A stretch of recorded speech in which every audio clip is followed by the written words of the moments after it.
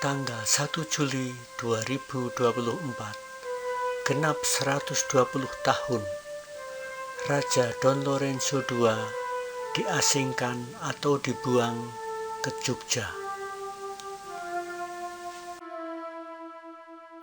Adanya berbagai peristiwa, antara lain konflik internal mulai terjadi di dalam kerajaan Larantuka, di mana ada kelompok saingan dalam struktur kerajaan yang ingin merebut kekuasaan.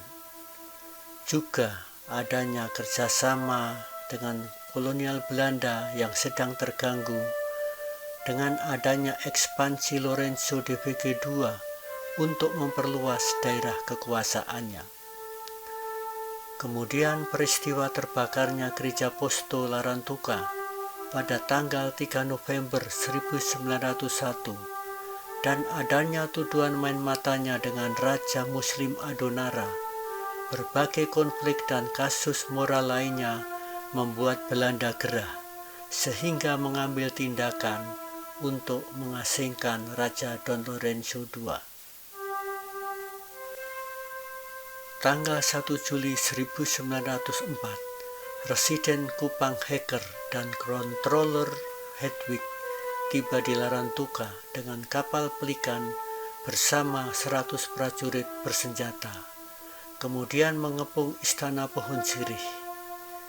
Raja Don Lorenzo II ditawan, dibawa ke Kupang.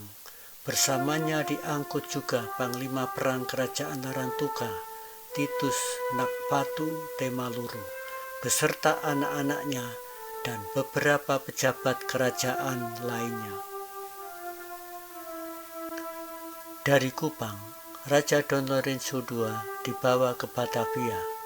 Setelah diadili, diasingkan ke Jogja hingga meninggalnya pada bulan November 1910 dengan meninggalkan istri keduanya, Donna Johanna Regina, di Jogja.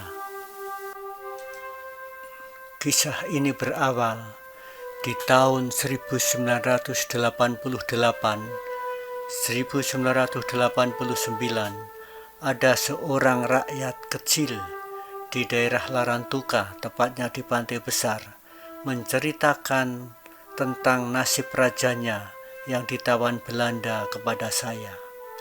Kebetulan saya bekerja di Larantuka sejak tahun 1986. Saya sebagai orang Jawa mungkin ada harapan karena saya tinggal di daerah Magelang dekat dengan Jogja. Tahun 1995, Bapak Wenceslaus Fernandes sempat ke Jogja dan bertemu dengan saya. Kemudian beliau minta antar untuk mencari Raja Larantuka yang wafat di Jogja. Saya tidak tahu tentang data Raja Larantuka yang ada di Jogja. Di sejarah pun tidak pernah diceritakan. Kemudian saya berpikir bahwa raja tersebut kemungkinan dimakamkan bersama dengan makam-makam para Belanda. Kemudian saya mengantar dengan sepeda motor ke makam Kerkhof Mundilan yang berisi para misionaris Belanda, termasuk misionaris atau Romo Sanjoyo yang dibunuh sekitar tahun 1948. Di sana dibaca satu persatu batu nisan yang ada di komplek makam Kerkhof Mundilan. Namun tidak ditemukan nama yang dimaksud, yaitu nama Raja Larantuka, Don Lorenzo. Bapak pulang, Ibu, siap, mobil yeah. sampai atas. Yeah. Ini ngejar waktu nih Pak ya? Yeah, siap. Masalahnya kalau sini tutup ngapain? Yeah. Betul. Ini Pak, ini saya bantu, Yeah. saya carikan izin di kantor. Yeah. Nanti ngasih jasa sama saya keikasan Pak. Yeah, Nanti siap. saya antar sampai makam Sinuwun Yeah. Sultan Agung. Ke makam Raja Larantuka, Pak. Siapa? Makam Raja Larantuka, kami tujuannya. Larantuka. Iya. Raja Mataram, Raja Solo. Raja Larantuka dulu yang ditawan oleh Belanda. Itu di makam Kesultanan II Imogiri. Itu di Kota Gede, Pak. Itu kok Hamengkubuwono II. Yang tahu info siapa ya? Kalau yang Makam- sini 24 raja-raja, Bapak. Pada bulan Juni tahun 2023 kami meluncur ke komplek makam Raja-Raja Imogiri, langsung menuju ke makam Kesultanan II. Nah, kuwi kuncen kuwi apa kuwi abdi dalam ngerti kuwi. Hah? Abdi dalam itu Pak ngerti.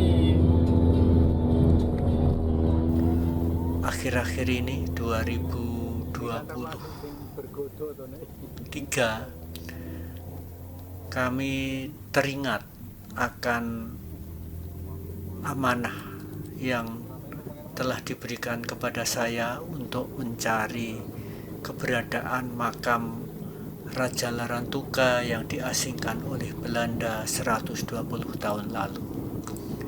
Kemudian saya menghubungi pihak Kerajaan Larantuka, ada salah satu keluarga yang kenal, kemudian minta informasi, dan di daerah makam Kesultanan Imogiri II itu Raja Don Lorenzo II dimakamkan.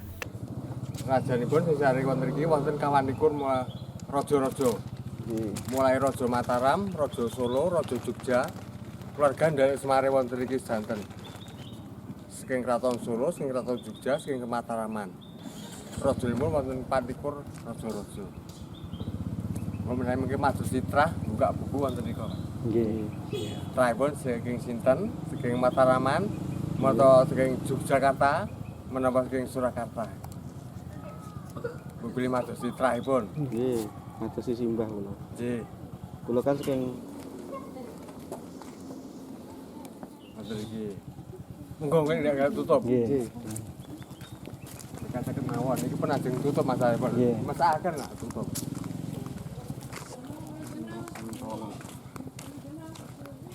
Dek makan Din. Nami kula Gianto, Mas. Pak Didi. Nggih, Gianto. Moga-moga Bu.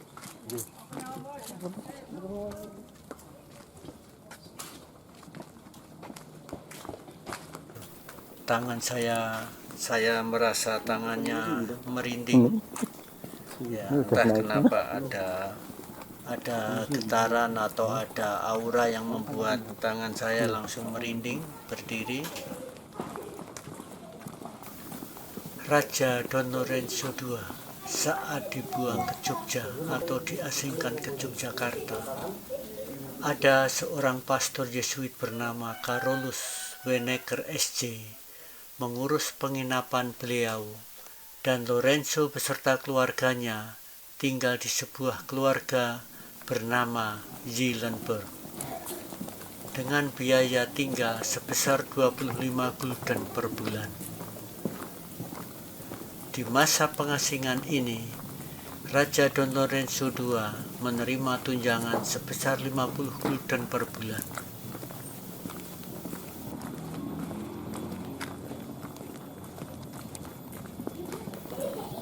Jadi di kiri kanan Nggih, itu mangke, ada mangke. beberapa pedagang dari masyarakat sekitar yang menjajakan dagangannya untuk mengais rezeki dari para pengunjung.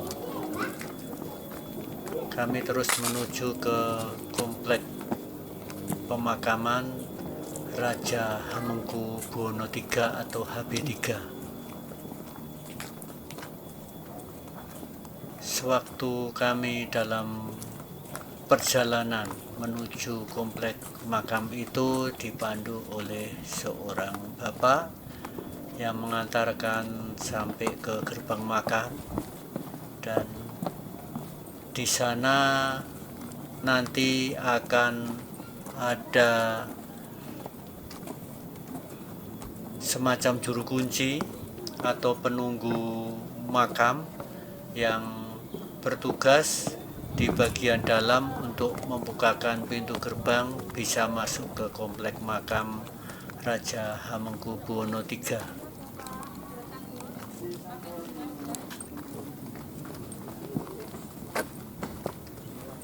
karena luasnya komplek makam dan sudah hampir tutup, maka komplek makam kelihatan sepi sekali. Namun tetap ada beberapa pengunjung yang masih kelihatan di sana yang mungkin sudah datang sejak pagi hari atau sudah datang lebih awal daripada kami. Jadi dengan teman yang membantu kami, kemudian juga bersama dengan cucu dan istri, kami ikut menelusur mencari keberadaan makam Raja Larantuka Don Lorenzo II.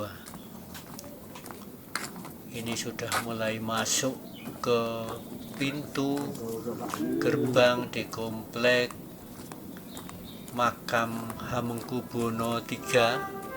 Nanti kita akan naik ke atas, ke sebelah kiri itu adalah komplek pemakaman dari Raja Mataram Hamengkubuwono III. Menawi raja yang dari luar Jogja wonten daftaripun, mboten wonten. Wonten iki. Raja Sampung Mataram kaliyan Jogja.